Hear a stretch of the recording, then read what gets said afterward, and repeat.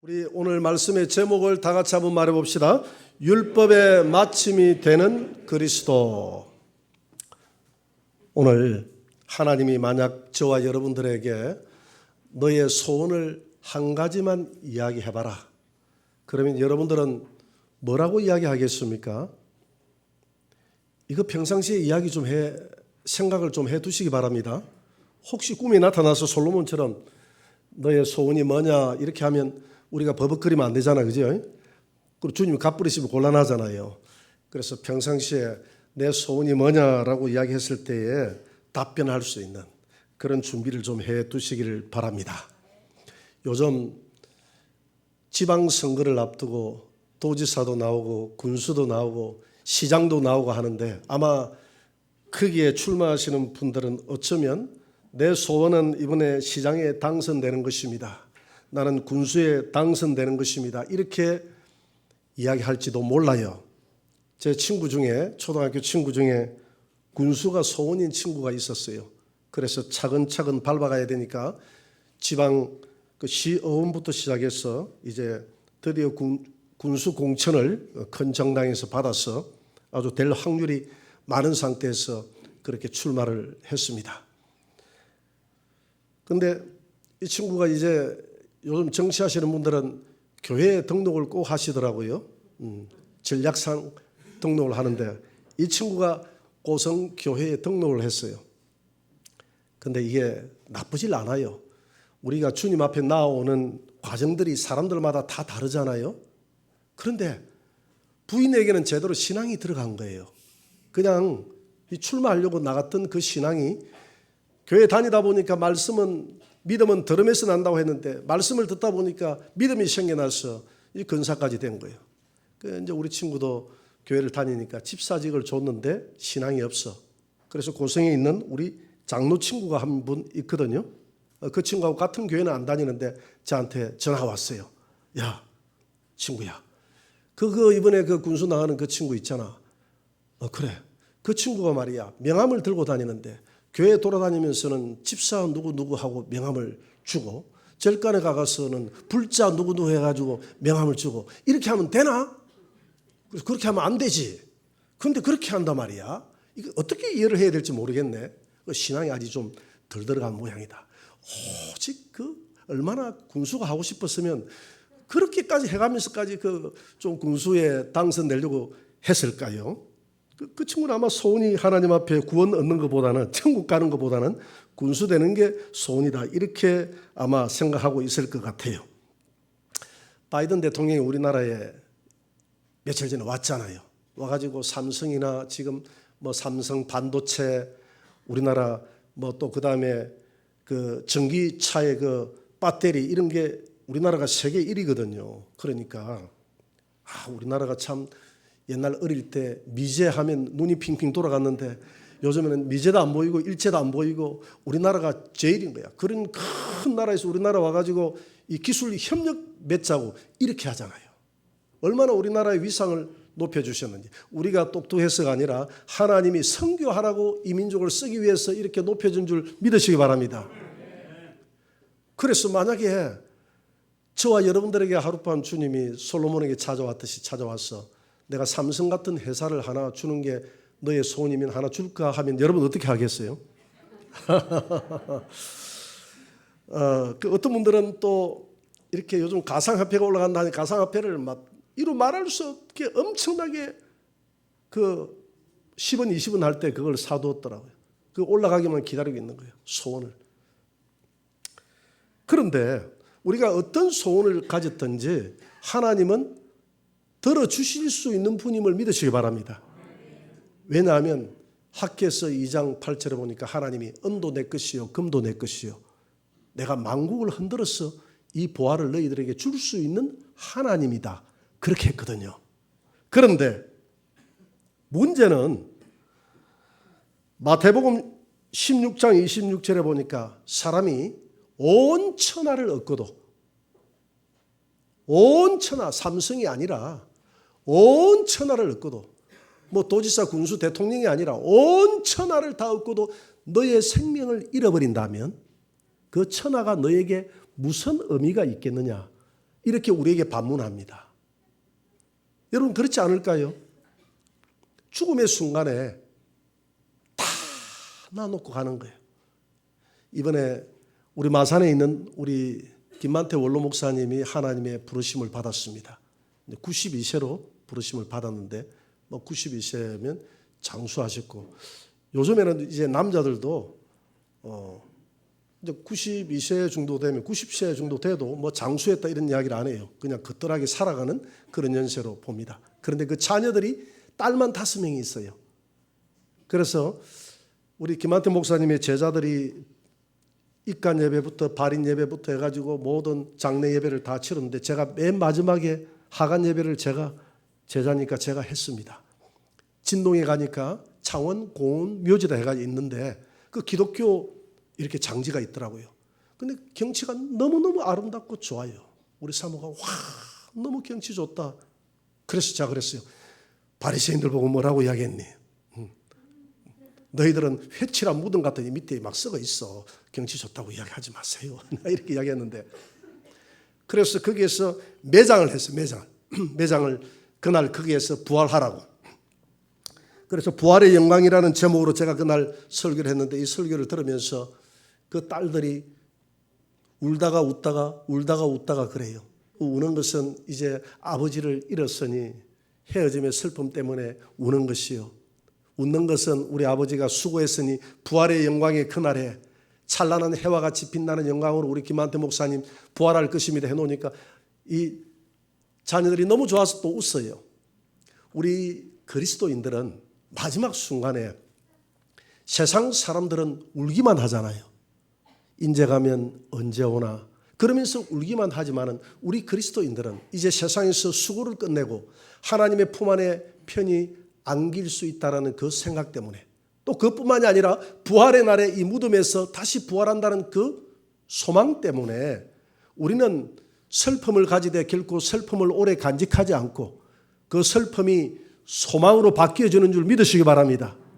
그래서 우리는 왜 이렇게 기뻐하느냐 하면, 죽음의 순간에도 왜 기뻐하느냐 하면 우리가 하나님 앞에 구원받은 자녀이기 때문입니다. 그래서 바울은 구원을 가장 소중하게 생각했어요. 베드로도 마찬가지입니다. 베드로전서 1장 9절에 보니까 믿음의 결국은 영혼 구원이라, 믿음 생활의 마지막은 영혼 구원인 줄 믿으시기 바랍니다. 우리가 영혼 구원 받기 위해서 믿음 생활을 하는 거예요. 영혼 구원이 없다면, 우리가 구원받지 못한 하나님의 자녀라면 이 땅에 우리가 모든 부귀영화를 다 가진다 한다 할지라도 그게 무슨 의미가 있겠느냐 이 말입니다. 그 부귀영화를 내가 몇 년 정도 누릴 수 있겠느냐 이 말입니다. 여러분, 구원의 은혜는 영원한 줄 믿으시기 바랍니다. 그래서 사도 바울은 하나님 앞에 소원을 올렸어요. 나의 소원이 있다고 그랬어요. 그 소원이 뭐냐? 로마서 10장 오늘 1절의 말씀입니다. 같이 한번 더 읽어봅시다. 형제들아, 내 마음에 원하는 바와 하나님께 구하는 바는 이스라엘을 위함이니 곧 그들로 구원을 받게 하려 함이라. 내 백성이 구원받았으면 좋겠다. 그러니까 유대인들은 구원받지 못했다는 이야기입니다. 그러면서 로마서 9장 3절에 보니까 뭐라고 구체적으로 이야기했느냐 하면, 나의 형제 곧 골육의 친척을 위하여 내 자신이 저주를 받아 그리스도에게 끊어질지라도 이 구원은 원하는 바라. 여러분, 바울은 이렇게 말해놓고 너 정말 저주받아서 지옥 가도 구원받았으면 좋겠니? 그래, 이건 참말이야. 진짜 나의 근심이라고 그랬어요. 여러분, 우리의 근심은 먹고 나면, 자고 나면 먹고 마시는 문제 때문에 걱정합니다. 세상 일 때문에 우리가 다 걱정하지 하나님 나라 때문에 걱정하는 것 없잖아요. 바울은 세상 일 때문에 걱정하는 것은 하나도 없다고 그랬어요. 이미 세상에서 나는 죽고 없다고 그랬거든요. 우리가 근심하고 걱정하고 사람들이 찌르면 내가 시험당하고 하는 것은 내가 살아있기 때문에 그래요. 내가 죽은 자는 말이 없어요. 그래서 바울은 자신이 이 세상에서 죽은 자라고 그랬습니다. 그런데 나에게는 근심이 있는데 그 근심이 뭐냐? 나의 근심은 바로 이 민족이, 이 골육 친척의 민족이 다 주님 품 안에 돌아왔으면 하는 이것이 그의 근심이고, 내 근심은 내가 거짓말하는 것이 아니라 주 앞에서 참말을 한다고 그렇게 이야기를 하고 있습니다. 여러분, 우리가 나라와 민족을 위해서 내가 이렇게 바울처럼 근심한다, 이렇게 거대한 스케일로 우리가 이런 근심을 가지기보다는 우리의 부모, 형제, 여러분들의 자녀가 돌아와서 구원받았으면 하는 것이 여러분들의 근심이 되기를 주의 이름으로 축원합니다. 그런데 이스라엘 백성들은 왜 예수님을 버리고 그렇게 살았느냐? 그들은 하나님 앞에 엄청 열심을 가지는 사람들이었습니다. 나름 열심을 가지는 사람들이었는데 로마서 10장 2절에서 바울은 그들의 열심이 잘못된 지식에 기반한다고 이야기하고 있습니다. 로마서 10장 2절을 한번 봅니다. 내가 정언하노니 그들이 하나님께 열심이 있으나 올바른 지식을 따른 것이 아니니라. 올바른 지식을 따르는 열심이 아니라 율법에 근거한 열심이었다 이 말입니다. 구약의 율법에 근거한 열심이었어요. 하나님이 인간이 범죄하고 난 다음에 우리 인간의 속에 생겨난 게 양심이 생겨났지 않습니까? 이 양심은 선과 악을 구별하는 율법이거든요. 율법이 우리 안에 생겨났어요. 그래서 이 율법대로 행하면 복을 받고 율법대로 행하지 못하면 저주를 받는다는 것이 구약의 가르침입니다. 그래서 구약에 있는 성도들은 이 율법대로 행하기 위해서 엄청 열심히 노력을 했습니다. 율법대로 많이 행하면 구원을 받는다고 그들은 생각을 했어요. 그래서 그들은 하나님 앞에 11조를 드리는데 소득의 11조뿐만이 아니라 텃밭에 있는 마태복음 23장 23절에 보면 박하와 해양과 근처의 11조를 드렸다 했는데 이것은 자기 집에 텃밭에서 기르는 약재입니다. 약재. 긴급할 때 쓰려고 하는 이런 약재예요. 이런 텃밭에서 기르는 약재까지도 하나님 앞에 11조를 다 드렸어요. 여러분 베란다에서 여러분들이 야채 심는 분들 있잖아요. 그거 하나님 앞에 11조 드리는 분이 있습니까? 거기에 고추가 10개가 열리면 한 개를 따가지고 여기 바치는 분이 있습니까? 바리새인들은 그렇게 드렸어요. 그것뿐만이 아니라 그들은 시간에 11조를 드렸습니다. 24시간 중에서 잠자는 시간을 빼고 하루에 거기에 10분의 1을 기도 생활을 했다 이 말입니다. 그래서 그들은 9시, 12시, 오후 3시에 하나님 앞에 기도 생활을 했어요. 베드로가 요한과 함께 성전 미문에 기도하러 제9시에 올라갔다 했는데 우리나라 시간으로 오후 3시에 올라갔다는 것입니다. 그처럼 유대인들은 그렇게 시간에 11조도 하나님 앞에 바쳤습니다. 먹는 것을 11조도 바쳤어요. 일회에 2끼씩 금시한다고 그랬어요. 금식. 일주일이 37, 20일, 21일이니까 2끼니까 11조가 되죠. 그렇게 금식하면서 하나님 앞에 먹는 것에 11조를 드렸습니다. 철두철미했습니다. 이렇게 하면 하나님 앞에 구원받을 수 있다고 생각했던 것이 유대인들이에요. 이게 율법을 지키는 것입니다. 그런데 이런 것들이 잘못된 지식에 기반을 한다 이렇게 이야기합니다. 그래서 로마서 10장 3절에서 바울은 오늘 이렇게 이야기합니다. 같이 한번 읽어봅시다. 하나님의 의를 모르고 자기 의를 세우려고 힘써 하나님의 의에 복종하지 아니하였느니라. 자기 의를 세우는 거예요. 이게 뭡니까? 내가 먹는 것에 11조를 드리는데 내가 시간에 11조를 드리는데 내가 텃밭에 11조까지 드리는데 이게 다 내 의거든요. 내 의를 세우려고 하나님의 의에 복종하지 않는 거예요. 그래서 이 땅을 살아가는 모든 사람들은 자기 의가 세워지면 천국 갈 수 있다라고 생각하는 것이 우리 인간의 생각입니다. 보통 사람들이 생각하는 천국은요, 어떻게 생각하느냐면 저울추가 있으면 저울추에서 선이 많이 쌓이면 선이 내려간다고 생각합니다. 선과 악이 있는데 선이 내려가면 이 사람은 구원을 받는다고 생각하는 거예요. 악이 내려가면 악이 더 무거워서 선이 올라가면 구원을 못 받는다고 생각하는 겁니다. 이게 세상 사람들의 생각이에요. 그래서 유대인들은 세리와 창기들은 절대 구원을 받을 수 없다고 생각했습니다. 왜? 그들은 악을 너무 많이 쌓았기 때문에. 그러나 자기들은 철두철미하게 하나님 앞에 율법을 지키고 살았기 때문에 자기들은 천국 가고 구원받는다고 생각했던 것입니다. 마태복음 19장 16절에도 어떤 청년이 예수님 앞에 다가와서 이렇게 묻습니다. 주님, 내가 무슨 선한 일을 해야 영생을 얻으리까? 사람들은 어떤 선한 일을 해야 영생을 얻는다고 생각합니다. 그래서 고아원에 적선을 합니다. 기독교인이 아닌 사람들 호스피스 사역을 한다든지 이런 사람들도 마찬가지예요. 그런 사역에 선을 행함으로써 내가 천국 갈 수 있다고 생각하는 것입니다. 여러분 돌아가실 때 정도 되면 학교에 가진 재산을 많이 기증하는 이런 사람들을 보게 됩니다. 그렇게 많이 기증을 하고 나면 내가 천국 갈 수 있다고 생각하는 것이 세상 사람들의 생각이에요. 이전에도 제가 말씀을 드렸지만 그 백담사에 갔을 때 이전에 제가 백담사 근처에 있는 그 백일여단이라는 인제 원통, 거기에 백일여단이 아니죠. 거기가 22사단이구나. 22사단 수색대에서 제가 근무를 한 적이 있는데 우리 병사들을 데리고 그 백담사 앞에 수색을 나갔던 적이 있는데 그 경치가 수리하고 아름다워요. 앞에 내가 크게 흐르고 거기 나무가 무성해서 그늘이 좋아요. 그래서 병사들 거기 쉬고 있는데 어떤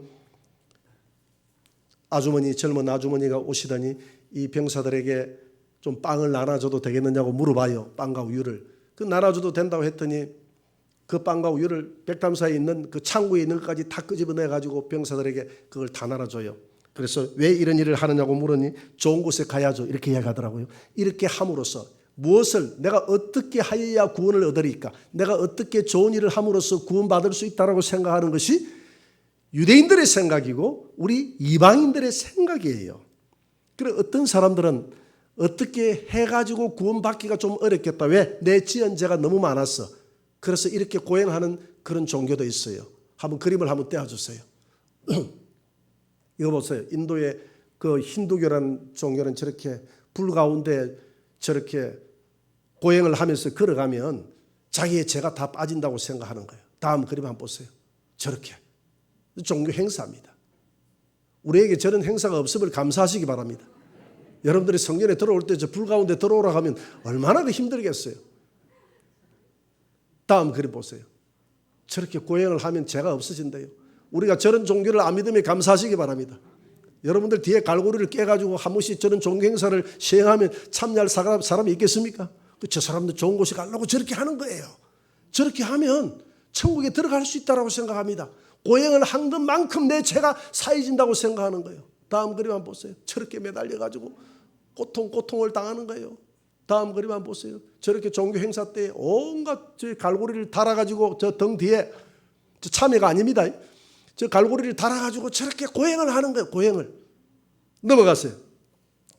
이렇게 하면 우리의 죄가 사해질 수 있다고 생각하는 것이 세상의 종교다 이 말입니다. 그러나 성경은 이렇게 말씀하십니다. 예레미야 2장 22절을 한번 보세요. 다 같이 주 여호와의 말씀이니라.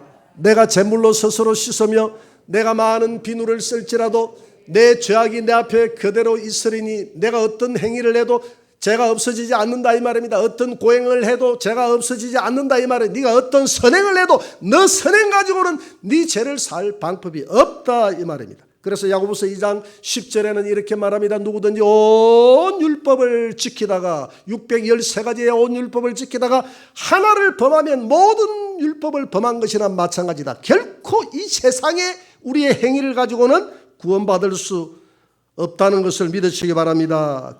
그래서 누가 오셨습니까? 예수님 하나님의 아들이 이 땅에 오셨어. 그분이 갈라디아서 3장 13절에 보니까 그리스도께서 우리를 위하여 저주를 받은 바 됐어. 그래서 율법은 그 자체가 선한 거예요. 율법이 나쁜 게 아니에요. 율법은 선한 거지만은 너무나 그 선한 율법을 우리가 쫓아갈 수가 없기 때문에 우리에게 저주가 되는 것입니다. 그 율법의 저주를 우리가 받아야 될 저주를 예수님이 십자가에서 받으사 우리의 죄를 다 속량하셨으니 기록된 바 나무에 달린 자마다 저주 아래 있는 자라. 예수님이 나무에 달려서 우리 대신 저주를 받으시고 우리에게 자유를 준 줄 믿으시기 바랍니다. 그래서 로마서 10장 4절에는 이렇게 말씀하고 있습니다. 다 같이 그리스도는 모든 믿는 자에게 의를 이루기 위하여 율법의 마침이 되시니라. 여러분 율법은 우리에게 저주가 된다고 했지 않습니까? 우리 안에 있는 이 양심의 율법, 양심대로 살지 못하면 뜨끔뜨끔한 적이 하루에도 몇 번이나 있습니까? 이 죄를 씻을 길이 없는데 예수님이 대신 짊어짐으로써 모든 율법의 저주를 끝내버렸다는, 값을 다 치러버리고 율법의 저주를 끝내버렸음을 믿으시기 바랍니다. 그래서 로마서 10장 오늘 11절에 이렇게 다시 우리에게 확신을 주고 있습니다. 다 같이 성경에 이르되 누구든지 그를 믿는 자는 부끄러움을 당하지 아니하리라 하니. 우리 예수님을 믿는 자는 부끄러움을 당하지 않을 줄 믿습니다. 12절 한번 보세요. 다시 한번 보세요. 유대인이나 헬라인이나 차별이 없음이라. 이 구원에는 차별이 없다. 한 분이신 주께서 모든 사람의 주가 되사 그를 부르는 모든 사람에게 부유하게 하시도다. 무엇을 부유하게 하느냐? 믿음에 부유하게 만들어서 우리를 구원해 주는 은혜를 주신 줄 믿으시기 바랍니다. 그래서 이 땅에 있는 가장 소중한 선물은 구원의 선물이에요. 우리에게 묻는다면 뭐라고 답하게 되겠습니까? 주여, 첫째도 구원이요, 둘째도 구원이요, 셋째도 구원이요, 넷째도 구원이요. 주여, 내가 이 땅에서 하나님이 내게 부귀영화를 다 준다 한들 내게 무슨 의미가 있겠습니까? 구원받지 못하면 무슨 의미가 있겠습니까? 하나님 나라에서 해와 같이 이왕 구원받는 것 빛나는 그런 구원을 내게 주시옵소서. 이런 기도를 주님 앞에 드리시기 바랍니다. 그래서 바울은 내 백성이 잘못된 지식을 가지고 있다. 자신의 의를 쌓으면 자기의 의가 쌓여져서 하나님 앞에 올라갈 수 있다라고 생각했던 것이 그들의 구원의 방법이었는데, 세상 사람들도 마찬가지잖아요.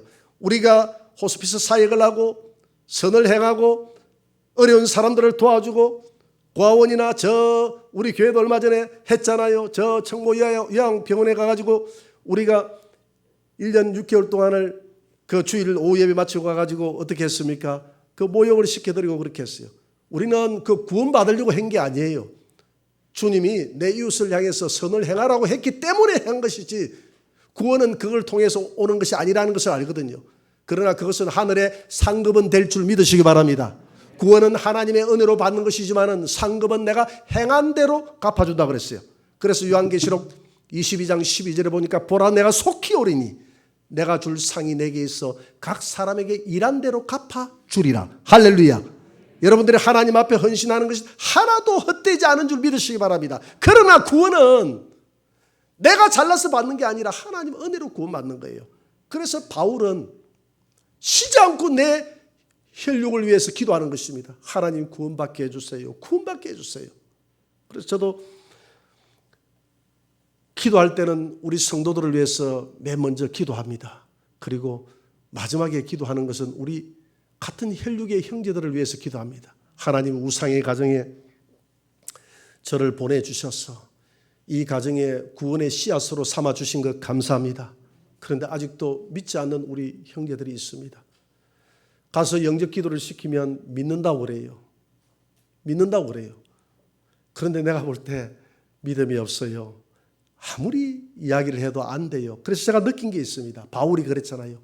지혜와 계시의 영을 이 백성들에게 주옵소서. 하나님이 우리에게 깨달음의 믿음을 줘야 올바른 믿음이 생기는 거예요. 왜? 구원은 요한복음 17장 3절에 보니까 하나님과 그의 아들 예수 그리스도를 바로 알고 믿는 것이 구원이다 했거든요. 세상 사람들이 왜 우상을 섬기느냐? 하나님에 대한 지식이 없기 때문에 우상을 섬기고 귀신을 섬기고 하는 것이고, 하나님에 대한 올바른 지식이 곧 구원이라고 그랬어요. 이 하나님에 대한 올바른 지식은 하나님이 열어주셔야 되는 것이지 인간의 사고로는 안 된다 이 말입니다. 엠마오로 내려가는 두 제자에게 예수님이 동행해도 몰라요. 그런데 예수님이 축사해서 영안의 눈을 열어주니까, 영안의 눈이 밝아지니까 예수신 줄 알아보더라. 오늘 지혜와 계시의 영이 저와 여러분들에게 열려졌어. 구원의 은혜가 무엇인지 더 깊이 있게 알게 되기를 주의 이름으로 축원합니다. 그래서 저는 기도합니다. 하나님, 아직 복음을 받아들이지 못하는 집에 형님이 있습니다. 하나님, 찾아가서 그 영안의 눈을 좀 밝혀주세요. 밝혀주옵소서. 기름 부어주옵소서. 그 영의 눈을 뜨게 하셔서 예수 그리스도가 이 땅에 온 하나님의 아들이요, 그분의 십자가만이 나를 구원할 수 있다는 이 분명한 확신을 그에게 주옵소서. 그렇게 기도합니다. 여러분, 바울의 간절한 기도가 여러분들의 기도가 되기를 바랍니다. 이 구원의 은혜를 여러분들이 찾아가시기 바랍니다. 에베소서 2장 8절 9절에 보니까 너희가 구원을 받은 것은 너의 행위가 잘나서 구원받은 것이 아니요, 너희에게서 난 것이 아니요, 하나님의 뭐라고 그랬죠? 선물이라. 행위에서 난 것이 아니니 이는 누구든지 자랑하지 못하게 하려 함이라. 할렐루야. 우리의 행위와 우리의 선이 쌓여서 구원받는 것이 아니라, 구원은 예수를 믿음으로써 하나님이 우리에게 일방적으로 주시는 하나님의 은혜인 것으로 믿고 바울의 그 내 혈육이 구원받았으면 좋겠다는 이 소원이 저와 여러분들의 소원이 되기를 주의 이름으로 축원합니다.